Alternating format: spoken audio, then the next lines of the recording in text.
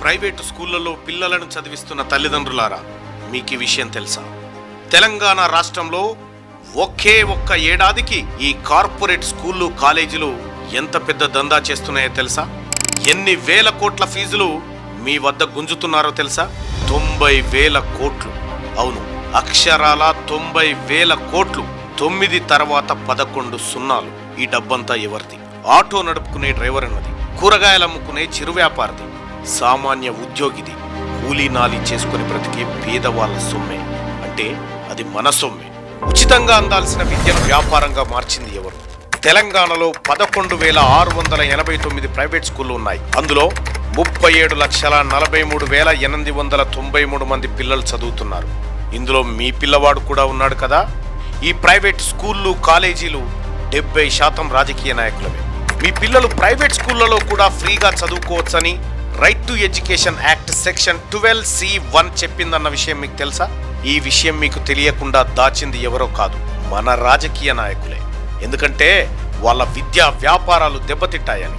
భారత పార్లమెంట్ చేసిన చట్టం దేశంలోని చాలా రాష్ట్రాల్లో అమలవుతున్నది. మరి తెలంగాణలో ఎందుకు అమలు కావట్లేదు? ప్రతి ఏడాది లక్షల రూపాయలు చెల్లిస్తూనే ఉంటావా? లేదంటే రాజ్యాంగం ఇచ్చిన హక్కును అమలు చేయాలని డిమాండ్ చేస్తామా? అందుకే హైదరాబాద్ పేరెంట్స్ మేల్కొన్నారు. రైట్ టు ఎడ్యుకేషన్ యాక్ట్ అమలుకు గొంతెత్తుతున్నారు.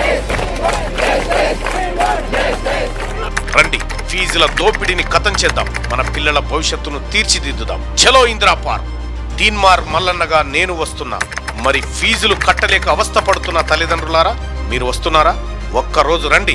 ఏప్రిల్ 26, 2026న ఉదయం 11 గంటలకు కలుద్దాం. మన హక్కు మనం సాధించుకుందాం. జై తెలంగాణ.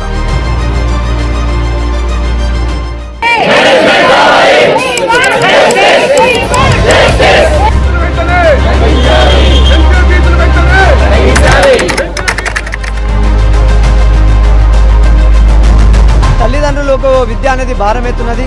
ఇంజనీరింగ్ లేనటువంటి ఫీజులను ఈరోజు LKG students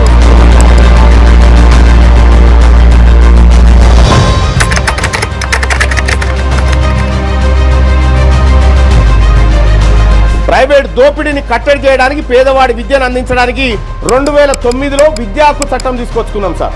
right to education. ఇప్పటి వరకు తెలంగాణ రాష్ట్రం అసలు ఈ చట్టాన్ని ఇంప్లిమెంట్ చేయాలి.